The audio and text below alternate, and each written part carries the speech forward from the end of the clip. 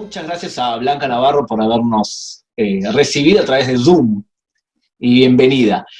Mira, ante todo tú eres diputada del Parlamento de Cataluña, del Parlamento, y representas un partido que es el Partido Ciudadanos, que a veces la gente no entiende cómo leerlo. Porque sabemos que si en Israel discutimos de muchos temas, religión, Estado, árabes y judíos y demás, viéndolo desde afuera, España es considerado un sistema bipolar.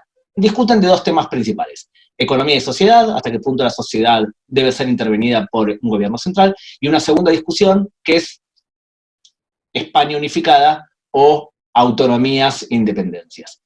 ¿Cómo explicas la postura de Ciudadanos?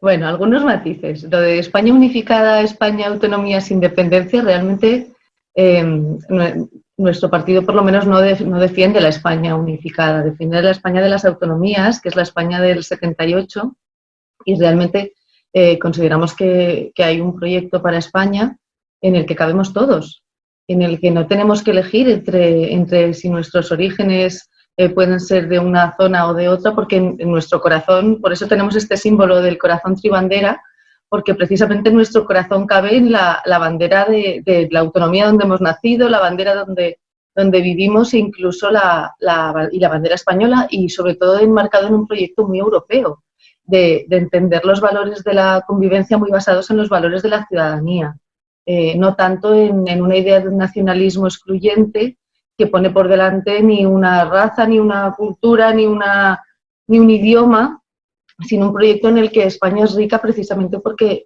cabemos todos, y realmente este es el modelo de España en el que creemos.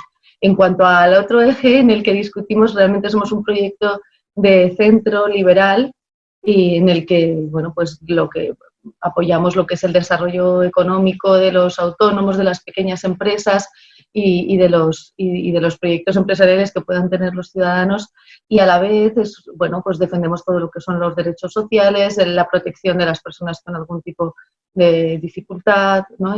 Por eso nos sentimos cómodos en este centro liberal, porque por una parte, bueno, pues apoyamos estas ideas económicas que quizá puedan estar más relacionados con la clásica derecha, pero realmente todas nuestras políticas sociales son más lo que clásicamente eran de izquierda, ¿no? Un centro más de protección social. Sí, de hecho yo, siguiendo tus entrevistas, creo que todas las que están en internet, o me imagino que el 90% por lo menos, hablan de tu intervención en temas de, por ejemplo, protección a personas con discapacidades físicas o personas enfermas de VIH, ¿verdad?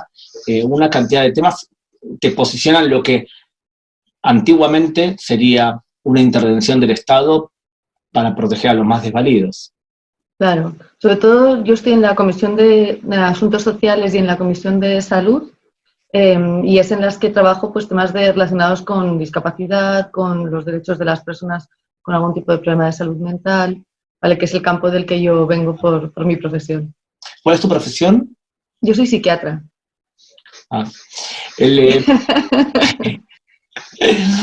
Después te voy a hacer una pregunta con respecto a eso. ¿Es verdad que ustedes han tomado, Ciudadanos, quizás porque la portavoz durante el gran conflicto entre Cataluña y el gobierno central, tomó una postura muy activa a favor de la unidad de España? Quizás por la elocuencia, por la capacidad oratoria que tenía ella, ¿verdad? Lo cierto es que, no siendo uno de los partidos más grandes dentro del Parlamento, sí fue catalogado como uno de los más luchadores en ese punto. ¿Cómo lo explicas o cómo lo señalan ahora los de Junts por el Sí? Bueno, nuestro partido ahora mismo es el más grande dentro del Parlamento porque fuimos el partido que ganó las elecciones. Tenemos 36 diputados y somos el partido más numeroso. Ciudadanos nació en el año 2006 precisamente para luchar contra este nacionalismo excluyente que estaba arraigado en Cataluña, y para defender precisamente esta idea de que en Cataluña cabemos todos. Es un partido que nació en Cataluña y que luego ha sido un proyecto nacional Y bueno, y consideramos, evidentemente, primero Albert Rivera en el Parlamento de Cataluña, luego Inés Arrimadas, han defendido esta idea de que en España cabemos todos y que Cataluña es mucho más que la idea de los nacionalistas independentistas, ¿no? Porque muchas veces han intentado transmitir la idea de que Cataluña es suya, Cataluña son ellos, y cuando hablan de Cataluña hablan solamente de su proyecto, cuando es el proyecto que no es el de la mayoría de la población. Cuando hablan de la cultura de Cataluña, hablan solamente de la cultura en catalán, cuando el castellano es la lengua de la mayoría de la población de Cataluña, ¿no? Entonces, nos encontramos en una situación en la que sucesivamente ha habido diferentes gobiernos, tanto a nivel de Cataluña como en el gobierno central, que han ido facilitando el que en esta transferencia a las autonomías de la educación, pues bueno, la educación ahora mismo en Cataluña solamente es en catalán, no se puede estudiar en castellano, eso es algo que ellos no lo dicen, porque precisamente prefieren adoptar más esta otra postura de que Cataluña son ellos y que Cataluña es víctima, ¿no? Y prefieren explicar el problema como que es un problema entre Cataluña y España, cuando realmente es un problema interno de Cataluña porque hay una Cataluña silenciada que efectivamente Ciudadanos, desde 2006 cuando nació, que primero tuvo 3 diputados, luego 12, luego 25, ahora 36, realmente es quien ha defendido a esta otra Cataluña silenciada que durante muchos años bueno, pues pensaba que precisamente tenía que rendirse a que Cataluña era solo la Cataluña del nacionalismo, cuando no es así. Efectivamente, nuestros líderes han sido muy vehementes, ¿no? En el Parlamento de Cataluña. Cuando te decía, ¿te acuerdas Arrimadas cuando hablaba? Era como ustedes tenían todavía 25 diputados. Y yo creo que han sido premiados en la última elección justamente por esa postura que los partidos tradicionales quizás eran más silenciosos en comparación a la retórica de ella, ¿verdad? Bueno, y también los partidos tradicionales incluso es que ni hablaban castellano en el Parlamento, y de hecho todavía tenemos que aguantar insultos porque utilizar la lengua de la mayoría de los catalanes en el Parlamento de Cataluña para algunos es una normalidad y consideran que no debería ser así, ¿no? Porque parece que para ellos solamente existe su mitad de Cataluña. Realmente hubo un golpe de Estado el día 6 y 7 de septiembre y Ciudadanos mantuvo una postura muy firme para defender los derechos y las libertades de los diputados constitucionalistas, porque estaba habiendo un atropello. Se aprobaron las leyes de transitoriedad, las leyes de ruptura, y realmente se hizo con unos procedimientos que estaban vulnerando los derechos de los diputados constitucionalistas y, por tanto, de la mitad de la población de Cataluña, que no había dado su apoyo al proyecto independentista, y que en cualquier caso en España tenemos una situación muy curiosa que es diferente en otros países europeos, y es que se puede defender la independencia, claro que sí, ¿por qué no? Lo que pasa es que ya la propia Constitución tiene habilitados los procedimientos para que esto pueda defenderse de forma legal.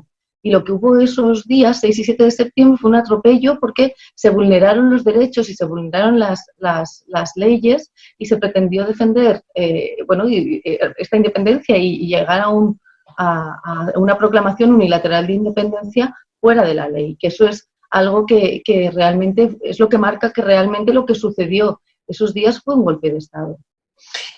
Blanca, ¿cómo te acercas tú al tema judío? Bueno, es buena pregunta.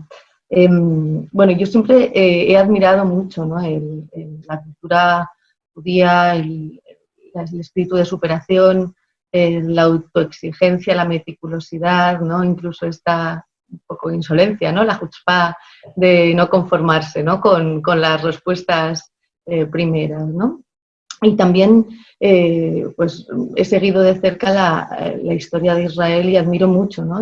Todo el desarrollo tecnológico, científico, que sea esta mezcla, ¿no? Entre la espiritualidad y el progreso, este cruce de culturas, ¿no? entre Oriente, Occidente.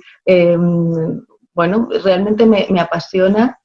Pero bueno, supongo que todo esto es un poco la explicación racional, ¿no? Del por qué me interesa, ¿no? El por qué me gusta. La realidad es que no te puedo contestar. Mi madre dice que de siempre, ¿no? He ido leyendo cosas que tenían que ver con los judíos, con la historia de Israel. ¿Pero te acuerdas la primera vez? Cuando yo tenía 14 años, mi madre colaboraba con la parroquia y organizaron un viaje a Tierra Santa. Y yo recuerdo que fui con ella, con el grupo de la parroquia, pero yo no fui a Tierra Santa, yo fui a Israel. No sé si me entiendes. Y realmente, bueno, pues me compré, por ejemplo, esta estrella de David y la llevé un montón de años. Luego estuve en Alemania, ¿no? Con un Erasmus y allí conocí a un grupo de israelíes. Precisamente como yo llevaba mi estrella, pues nos pusimos a hablar y con los que todavía tengo contacto. Empecé a estudiar en Alemania hebreo y estudiar hebreo en Alemania es algo curioso. Y la verdad es que luego cuando me volví otra vez a España después del Erasmus, pues he seguido lo que es la política internacional, el conflicto árabe-Israel, Israel-Palestina, ¿no? Y realmente es algo que tampoco más allá de que obviamente siento una profunda admiración, ¿no? Y respeto por los valores tanto del judaísmo como de Israel, ¿no?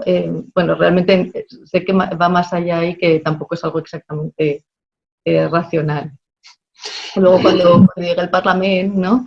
Aparte de esta comisión de salud y de asuntos sociales en la que estoy, me dieron la oportunidad de entrar en la comisión de exteriores, ¿no? Y realmente había una situación bastante delicada porque ya en la legislatura anterior, bueno, había una tendencia por parte, sobre todo, de los partidos de izquierdas, del PSC, de Podemos, a ir presentando reiteradamente propuestas de resolución contra la política de Israel, contra el Estado de Israel.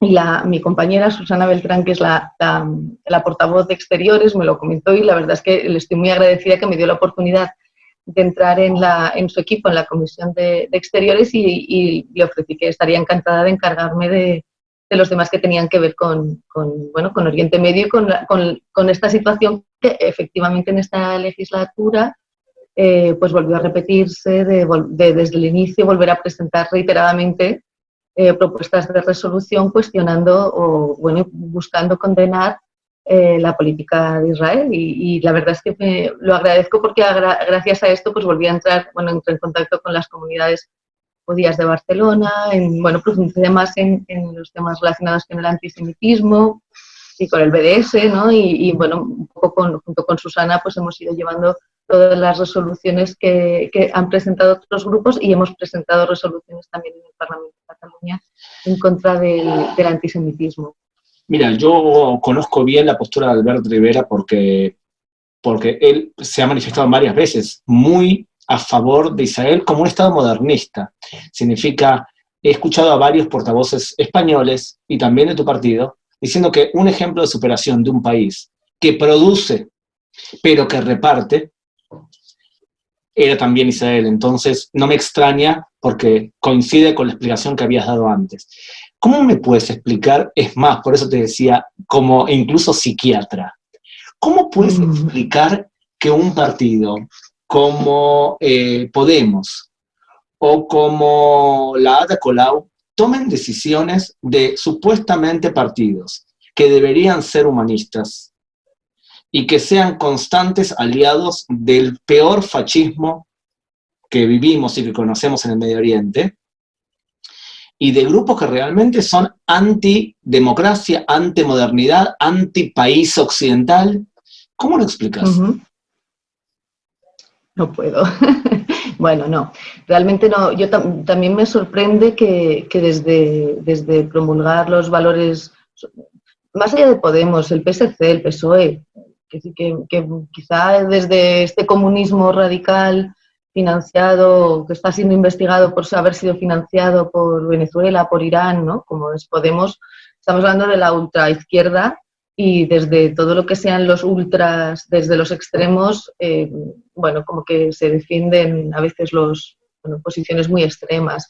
Pero es que estamos en la misma situación en un partido socialista, ¿no? El partido que ahora mismo está en el gobierno en España y el Partido Socialista de Cataluña, que son también los que están apoyando estos puntos de vista, y eso es todavía más difícil de entender y de explicar. España tiene una historia, claro, y Europa tiene una historia, y realmente quizá en España es la explicación que he podido llegar, porque realmente me cuesta entender. En la historia de España veníamos de una dictadura fascista, que tenía muy arraigada la Iglesia, la unión de la Iglesia y el Estado. Entonces, esta misma izquierda que se pone a favor del BDS y en contra de Israel también se pone en contra de la religión católica a menudo, ¿no? Entonces, es esta situación curiosa de que no solamente está en contra de la cultura judía o de Israel, sino que también hay un tema relacionado con la religión, que todo tiene que ser laico y todo tiene que ser ateo, casi, más que laico, ateo, ¿no? Es como borrar el rastro de la religión, que es realmente preocupante, porque va en contra pues de los valores de la democracia y de los valores del respeto a que cada cual pueda llevar a la práctica pues su religión, su cultura, y vivir de acuerdo a ello. Pero realmente estamos en una situación preocupante. Como comentaba, en el Parlamento de Cataluña han ido presentando propuestas de resolución, que en esta legislatura hemos tenido hasta 5 propuestas de resolución relacionadas con Israel, que eso, de los 190 y tantos países que hay en el planeta, y en muchos de ellos con conflictos muy graves en los que están comprometidos los derechos humanos, es llamativo que de todas las propuestas de resolución que se han presentado haya habido 5 centradas en las políticas de Israel, que podemos estar de acuerdo o no, pueden ser criticables como las de cualquier otro país, pero eso, que haya una focalización de esta magnitud contra las políticas de un único país, pues a mí me parecía llamativo, ¿no? Realmente empezamos a trabajar en esta legislatura a raíz de que el equipo de waterpolo de Israel vino a competir a Molins de Rey, que era un ayuntamiento de estos que estaban gobernados por Podemos y la CUP, que son los partidos de ultraizquierda, y no les dejaron jugar. También, curiosamente, jugaba la selección española, que creo que también eso fue un elemento, aparte de que era la selección israelí femenina, ¿no? Y es que fue también muy curioso que la propia Ada Colau no permitió que jugasen en las instalaciones de Barcelona. Y tuvieron que jugar a puerta cerrada, y realmente nos pareció escandaloso. Presentamos propuestas de resolución tanto en la Comisión de Exteriores, y nos pareció escandaloso que ni tan siquiera los partidos del gobierno, ni la izquierda, ni nadie, solamente el PP y nosotros les dimos su apoyo. Y realmente nos pareció muy escandaloso, porque el deporte siempre se ha utilizado como un valor en la diplomacia internacional, y también por un tema de hospitalidad, ¿no? De pensar que son unas chicas que han venido a jugar y están jugando una liga internacional, ¿no? Nos pareció muy escandaloso. Luego se dio la situación del concurso de Eurovisión, que, bueno, por lo mismo, la música es una herramienta de diplomacia, ¿no?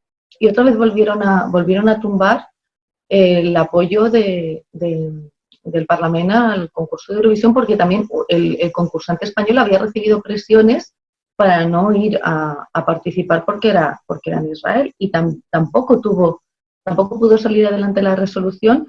Claro, y aquí no solamente estamos hablando de Esquerra, del PSC, de la CUP, de Podemos, es que también Junts per Cat no dio apoyo, ¿no? Que realmente también nos preocupaba, porque, bueno, era una situación en la que lo que estábamos solamente era defendiendo los valores de la música dentro de las relaciones internacionales. ¿Tú crees que están conscientes?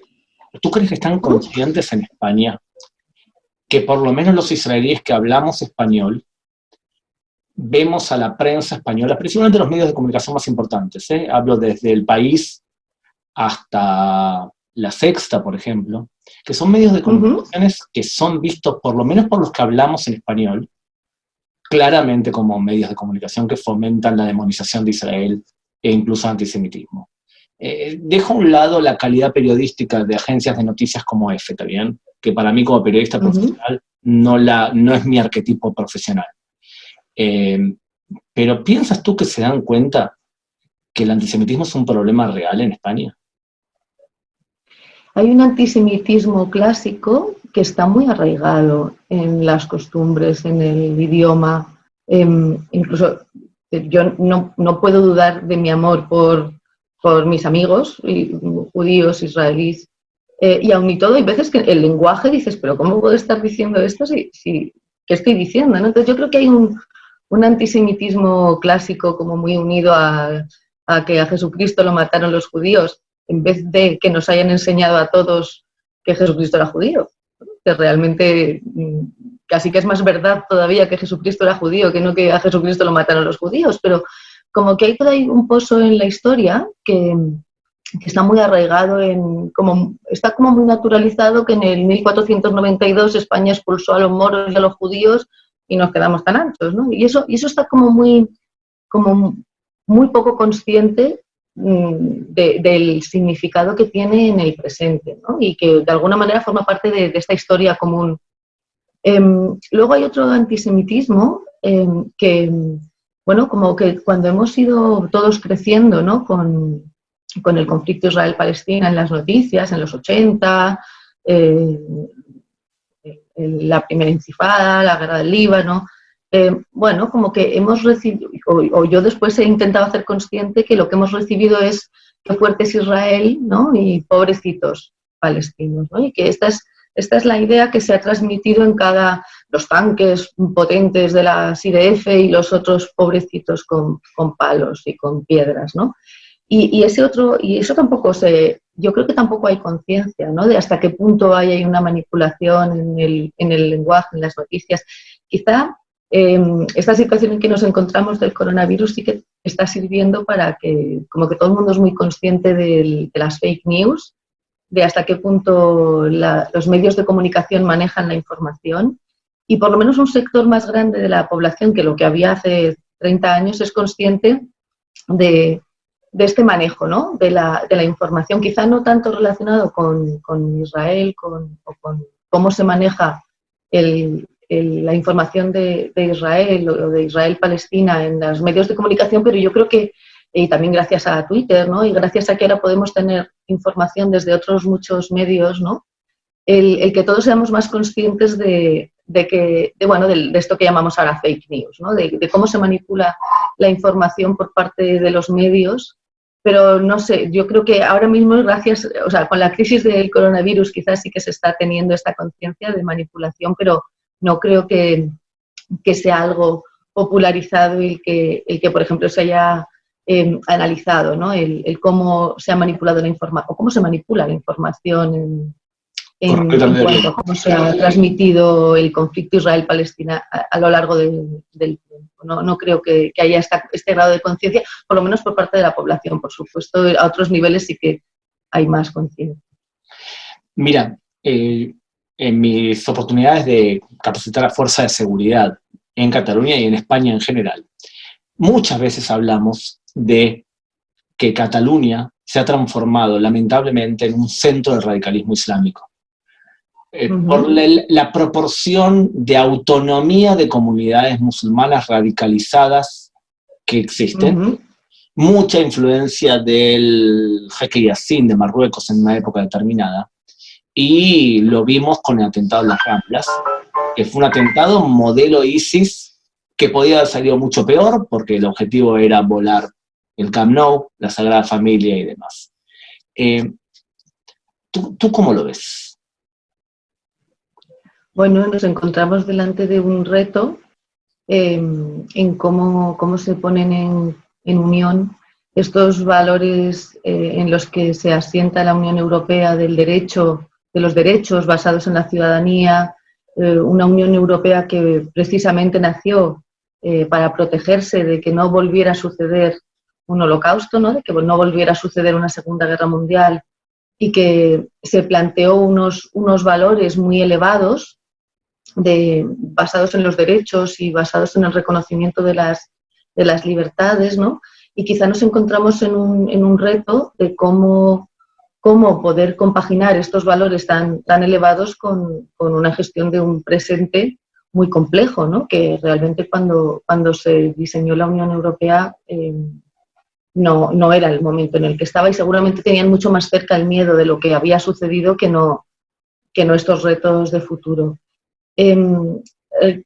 Antes del coronavirus ya Europa estaba en esta situación de disyuntiva de cómo gestionaba estos valores universales de los derechos humanos basados en la ciudadanía y en los derechos individuales con el reto de cómo gestionar las migraciones o cómo gestionar los nacionalismos, ¿no? Como se planteaban en Cataluña y en cuanto a cómo integrar la individualidad y el colectivo y cómo pasar de ser una unión económica, ¿no? Que es lo que de momento es la Unión Europea, básicamente, una unión económica, un club de comercio, a pasar a ser un sistema más homogéneo, legislativo.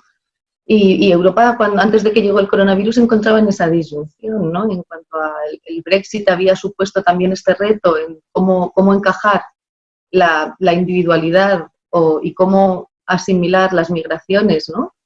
Y realmente todo lo que tiene que ver con la integración de la comunidad musulmana y, evidentemente, sin perder de vista que la mayoría de la comunidad musulmana no es yihadista, ¿no? Pero cómo gestionar el yihadismo dentro de la comunidad musulmana sin, respetando, ¿no? Este marco de convivencia basado en la ciudadanía, en los derechos, y Europa estaba en esa disyuntiva de cómo compaginar las dos cosas. Cuando llegó el coronavirus y nos ha parado a todos y seguramente nos traerá otra manera de afrontar estos problemas también cuando consigamos poder volver a pensar en algo que no sea el coronavirus.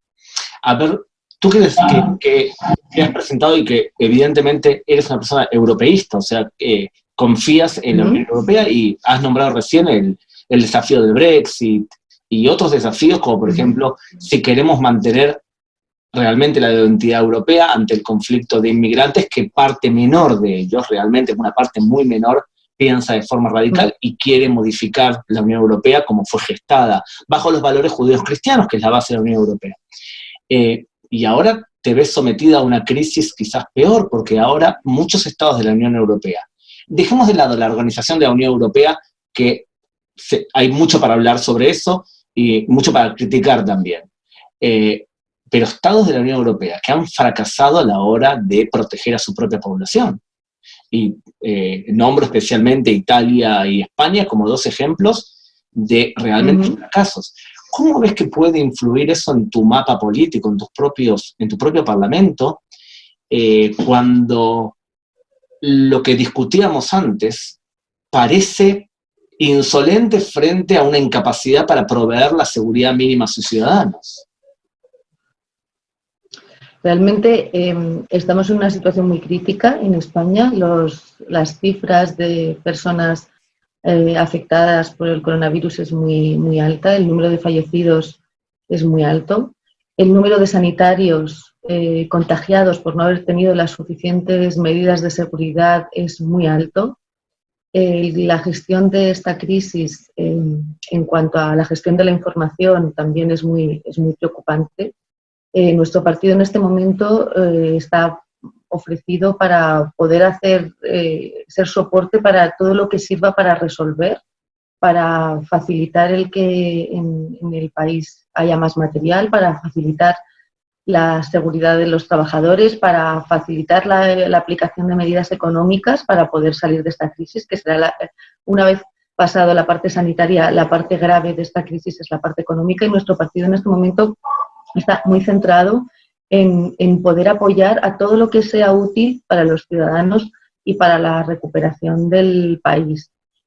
Quizá en este momento en el que estamos, hacer este otro análisis, ¿no? de qué es lo que va a venir después, quizá estos análisis los podremos hacer a posteriori y evidentemente nuestro apoyo no es un apoyo que no sea condicionado, ¿no? Es condicionado a que los esfuerzos realmente se pongan en la mejora de los ciudadanos, en la mejora de la seguridad de los trabajadores y en que se apliquen las medidas económicas para ayudar a las pequeñas, medianas empresas, a los trabajadores a salir de la crisis. Eso no quita que no hagamos esta crítica, ¿no? de realmente cómo cómo pudimos haber llegado a este punto, cómo es posible que otros países hayan aplicado otras medidas, como por ejemplo Israel, ¿no?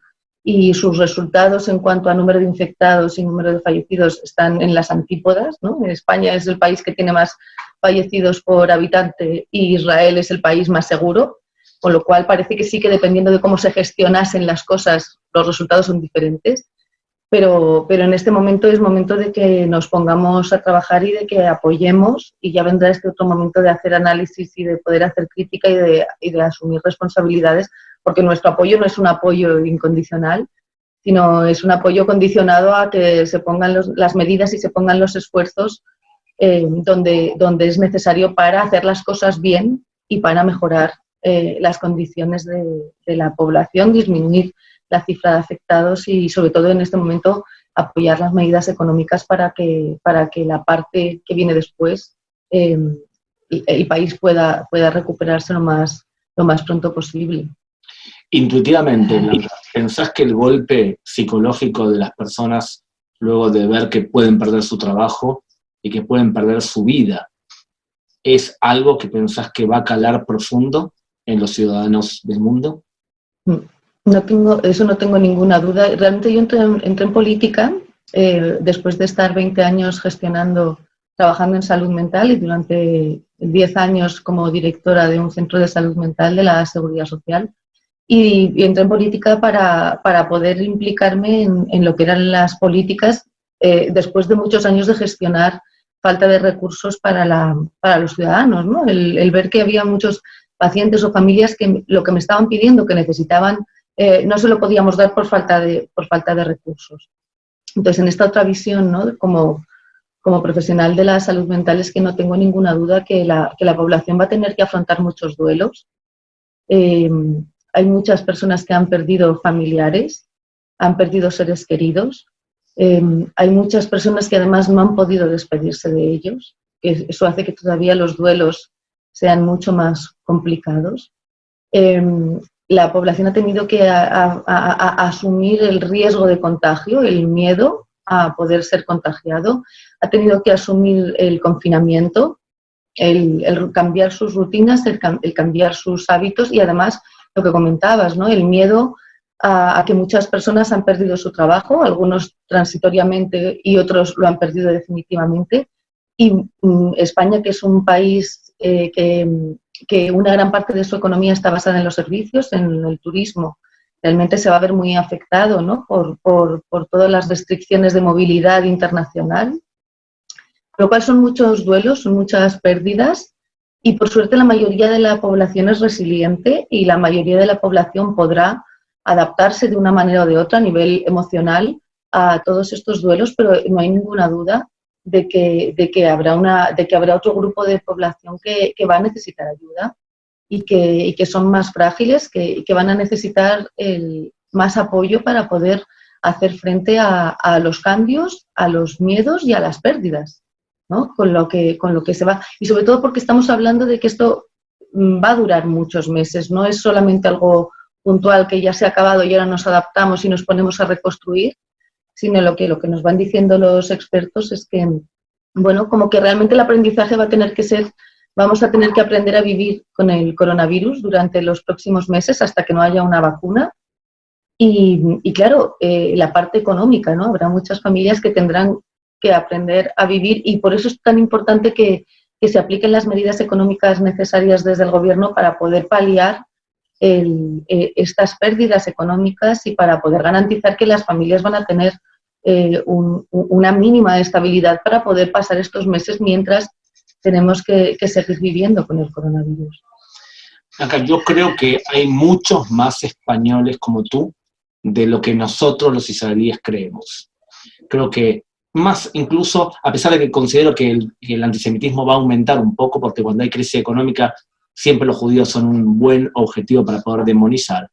Creo que en España hay más gente que se siente identificada con la tradición judía, que admira la cantidad de inversión que hemos hecho en investigación y desarrollo y que ve en Israel un país que se ha superado, que ha logrado transformarse en una potencia económica. Yo creo que hay muchas más personas de lo que a nosotros nos parece.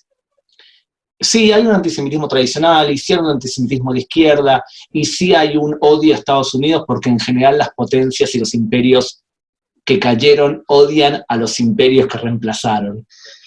Entonces, eso existe. Pero ahora como israelí te pregunto, ¿tú conoces a Israel y y tienes amigos porque los conociste en Alemania, me has dicho?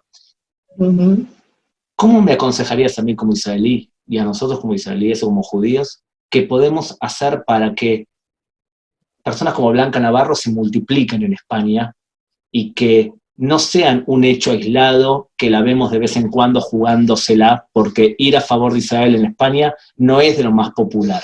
¿Cómo vamos a hacer para multiplicarte?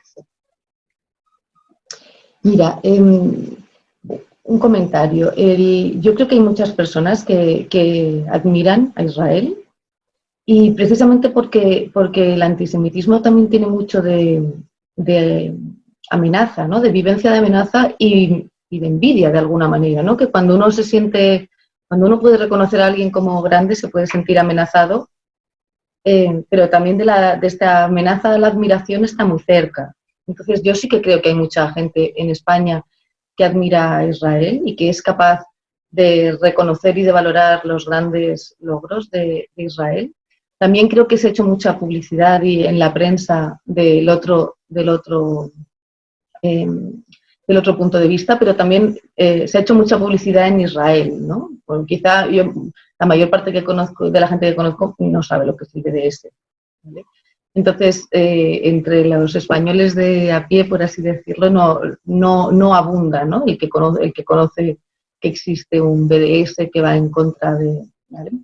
Yo creo que es muy importante, y también una cosa que me llamó la atención es que con la crisis del coronavirus se está hablando mucho de lo bien que está gestionando Israel esta crisis, ¿no?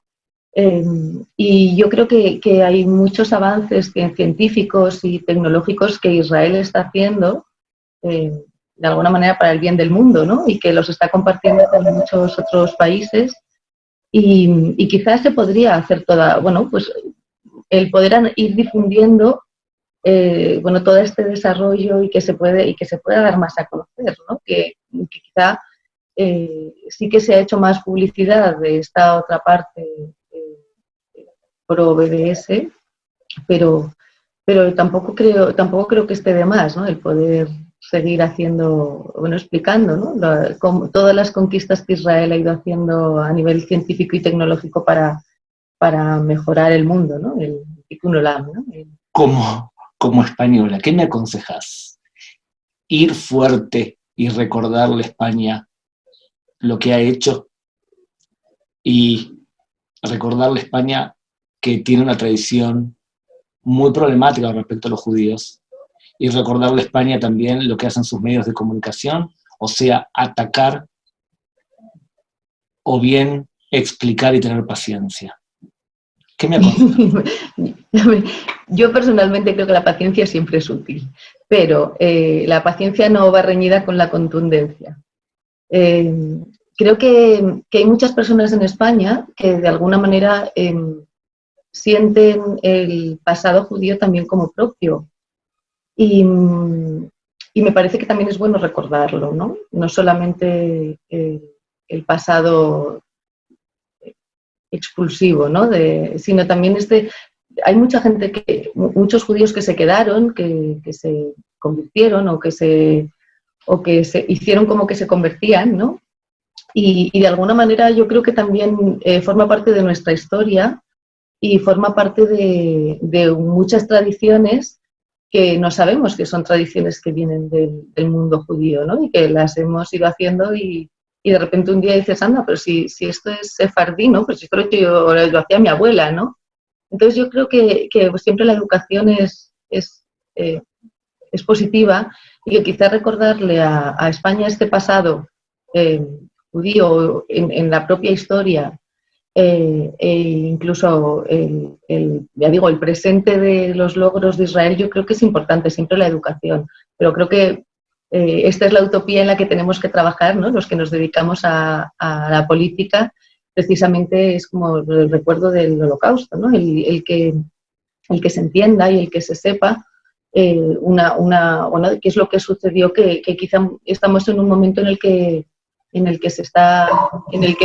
se está explicando suficientemente la historia de Europa, lo que sucedió, y tampoco fue hace tanto tiempo, fue hace 75 años, ¿no? Y quizá las nuevas generaciones deberían conocer más la historia precisamente para mantener la memoria y no repetirlo.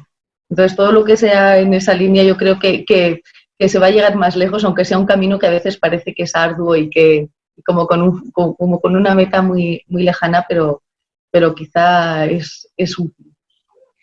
Pero bueno, es también mi manera, ¿eh? Quiero decir que no lo sé. Blanca, ¿tus padres viven? Mi madre. Pues hazme un Mi favor. padre ya no.